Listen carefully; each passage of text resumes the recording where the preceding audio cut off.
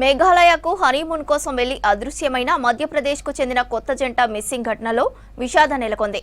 మే 20న హనీమూన్కు వెళ్లిన దంపతుల ఆచూకీ 11 రోజుల తర్వాత లభించింది. రాజా రఘువంశీ మృతదేహాన్ని పోలీసులు గుర్తించారు. అతడి భార్య సోనం ఆచూకీ కోసం గాలింపు చర్యలు కొనసాగుతున్నట్లు చెప్పారు పోలీసులు. మే 23న చిరపుంజిలోని ఈస్ట్ కాశీ హిల్స్ జిల్లాలో జంట అదృశ్యమైంది. నోగ్రియాట్ గ్రామంలోని ఓ అతిథి గృహం నుంచి బయటకు వెళ్లిన కొద్ది గంటల్లోనే అదృశ్యమైనట్లు తెలిపారు పోలీసులు.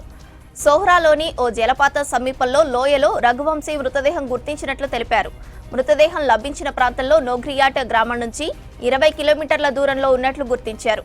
హత్యగా కేసు నమోదు చేసి దర్యాప్తు చేస్తున్నట్లు చెప్పారు పోలీసులు.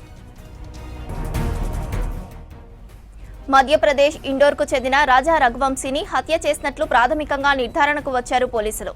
ఘటనా స్థలంలో కత్తి లాంటి పదునైన ఆయుధం లభించినట్లు స్వాధీనం చేసుకున్నారు పోలీసులు. నిందితుల కోసం గాలిస్తున్నట్లు తెలిపారు. మృతుడు రఘువంశీ మొబైల్ కూడా దొరికినట్లు చెప్పారు. హత్యకు గల కారణాలపై దర్యాప్తు చేస్తున్నట్లు చెప్పారు పోలీసులు. మరోవైపు రాజా రఘువంశీ మృతిపై అనుమానాలు వ్యక్తం చేశారు కుటుంబ సభ్యులు. సిబిఐతో దర్యాప్తు చేయించాలని ప్రభుత్వాన్ని కోరుతున్నారు. నవవధువు సోనం ఆచూకీ వీలైనంత త్వరగా గుర్తించాలని కోరుతున్నారు. సెర్చ్ ఆపరేషన్ కోసం సైన్యం సహాయం తీసుకోవాలని డిమాండ్ చేస్తున్నారు. రఘువంశీ మృతదేహం కుళ్లిన స్థితిలో ఉండటంతో గుర్తించడం కష్టమైందన్నారు. మేఘాలయలోని స్థానిక హోటల్, రెస్టారెంట్ సిబ్బంది, గైడ్లు, ద్విచక్ర వాహనాలు అద్దెకి ఇచ్చే వ్యక్తులపై అనుమానం ఉందన్నారు. వారిని విచారిస్తే నిజాలు తెలుస్తాయంటున్నారు మృతుడి బంధువులు.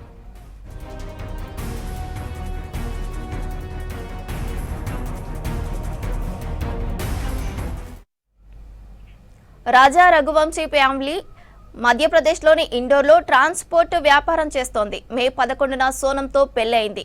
మే 20న హనీమూన్ కోసం కొత్త దంపతులు మేఘాలయకు వెళ్లారు.